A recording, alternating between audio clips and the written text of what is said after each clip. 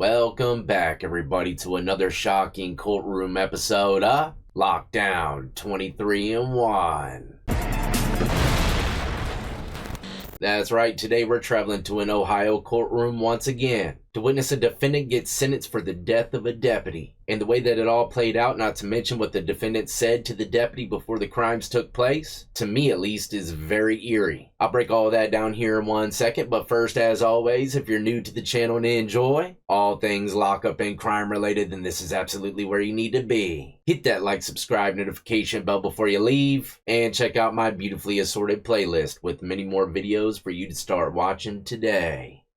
Alright, like I said, before we get into the courtroom, let me break down the situation a little bit. It says on Memorial Day 2025, Deputy Shearer, 31, responded to a residence on County Road 26 near Marengo, Ohio. He was answering a domestic dispute report after the defendant, Wilson, had fired multiple gunshots at his own brother-in-law, nearly hitting his head. Body camera footage captured Deputy Shearer arriving to find Wilson sitting on the porch with a firearm. Shearer attempted to de-escalate the situation, telling Wilson, "Hey man, let's just talk, don't do this." Wilson then threatened the deputy, ordering him to leave and then stating, and like I said in the intro, this is pretty eerie to me. Wilson said to the deputy, "You better just fucking go if you want your family to see you tomorrow." That's wild to think that that's exactly what happened. Wilson then advanced down the porch steps and opened fire. Deputy Shearer managed to return fire, striking Wilson in the arm and leg before collapsing. Shearer was transported to a local hospital where he succumbed to his wounds that night. And of course, Mr. Wilson survived his injuries and was charged with and convicted of aggravated murder, along with 13 other counts.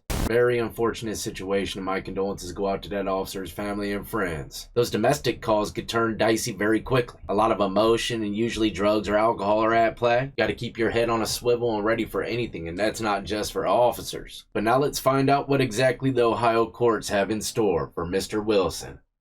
No words can change or fix what happened that day. And for that, I'm sorry. The only thing I can do is try to help heal all the hurt that I caused. Housekeeping matters before I impose sentence. It's the understanding of the court, I want this on the record, obviously it was set forth in the plea agreement.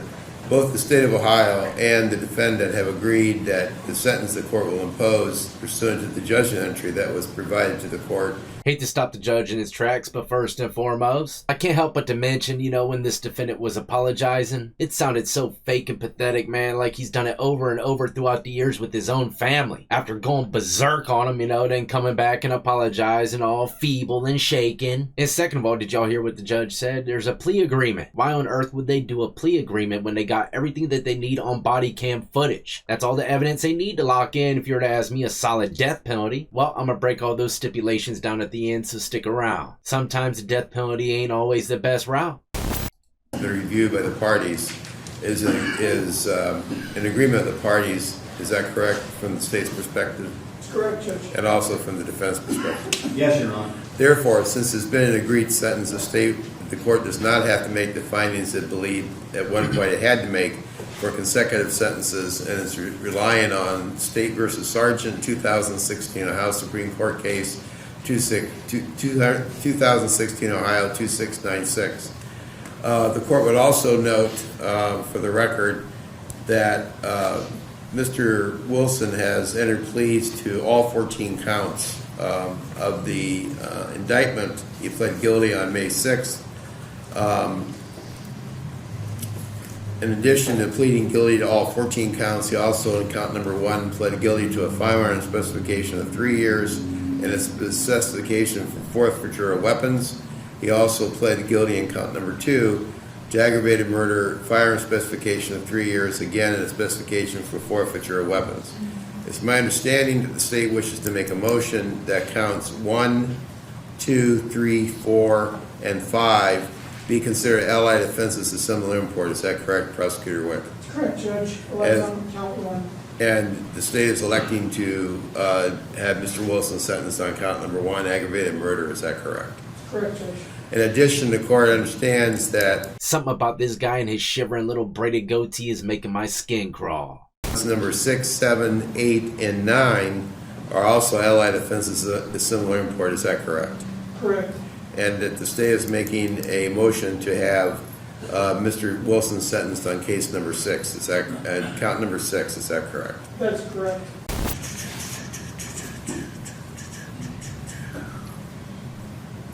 The court has considered the pre-sentence investigation, has considered the sentences, the statements made by both the defense and the state of Ohio, has considered the appropriate sentence to be sentencing factors to be applied under the law of the state of Ohio, has found that the recommended sentence that the court has imposed is just in the circumstances.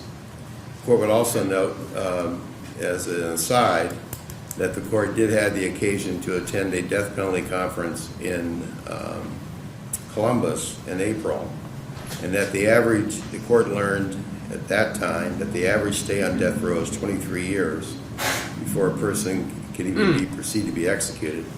The court believes that this resolution is just both for the state of Ohio and also for the victims in this case.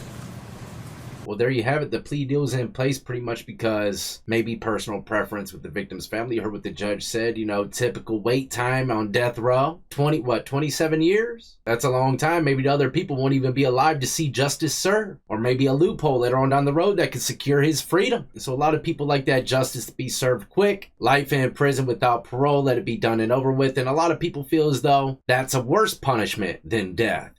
On count number 1, Mr. Wilson is sentenced to life in prison without the possibility of parole. There you have it. Because there are allied offenses of similar import, no sentence is imposed on count number 2, 3, 4, and 5. Let it flow, Baba. The court also imposes a mandatory period of 3 years incarceration for a specification for to count 1 firearm in violation of RC 2941.145A to be served prior and consecutively to other sentences imposed. The court further orders the forfeiture of the Walther PK 380 serial PKO 1103 firearm and the Smith & Wesson revolver 38 caliber serial number DEF 3058 pursuant to specification 5 of count 1. On count number, for the purposes of sentencing, the court sentenced Mr. Wilson to count number 6 for an indefinite period of 11 to 16 and a half years. And because they're allied offenses of similar import, no sentence is imposed as to count 7, 8, or 9.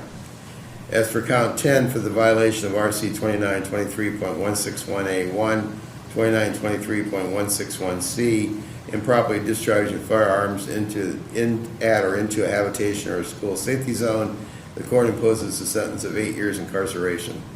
For count number 11, for the violation of RC 2923.162A3, 2923.162C2, discharge of a firearm on or near prohibited premises, the court imposes a sentence of 3 years incarceration.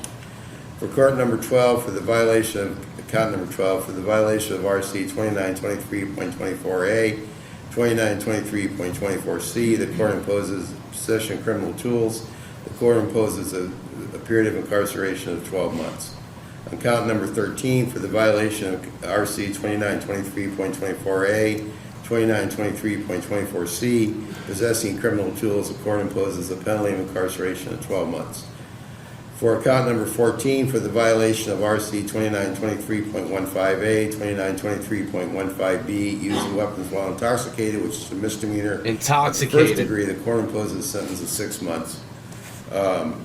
That sentence, the misdemeanor sentence, will run concurrent with all other sentences. However, counts 6, 10, 11, 12, and 13 shall be served consecutively to the sentence of life without the possibility of parole for count number 1 and the 3-year firearm specification to count number 1. For an aggregated sentence of incarceration of life without the possibility of parole of 27 and plus 27 to 32 and a half years, 27.32 to 32.5. It's all right, Your Honor. I got a little tongue twisted up with that time, too. But looky here, just like I assumed, yes, Brian Michael Wilson had a violent criminal history that included prior convictions for domestic violence and firearm offenses. He had multiple past allegations and charges stemming from domestic disputes, prior convictions that led a court to once order him to surrender all his firearms for a 2-year period. Damn, they should have taken his firearms for life. And additional charges linked to past behavior of assaults and disorderly conduct. Remember I said he probably snaps on his own family members all the time after drinking, and then sobers up a little bit, goes up to him shaking and shivering. I'm so sorry, I promise it won't never happen again. I don't know, I'm just assuming, but if he is that type of person, man, he's bottom of the barrel for sure. But that's a wrap, ladies and gentlemen. Just to reiterate on what I already said, be very extremely wary with every single domestic situation. You could be a hero if you want to, but as for me, I'll probably be watching from the blinds, whispering to Brittany, don't call the cops, everything will be alright. When we lived in an apartment complex, man, I've done that a few times. One time she thought she saw a robber breaking into the apartment across the street. I was like, Brittany, don't call the police yet. I'm watching.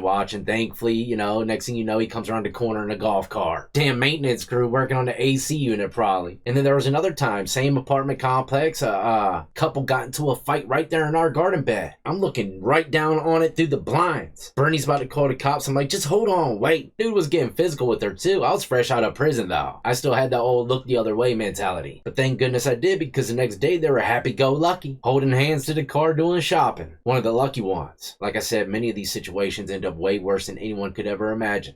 But I'm out here, ladies and gentlemen. Hopefully you enjoyed today's episode, and stay tuned. I got plenty more content coming your way. In the meantime, though, as always, y'all be easy, be safe, and stay free.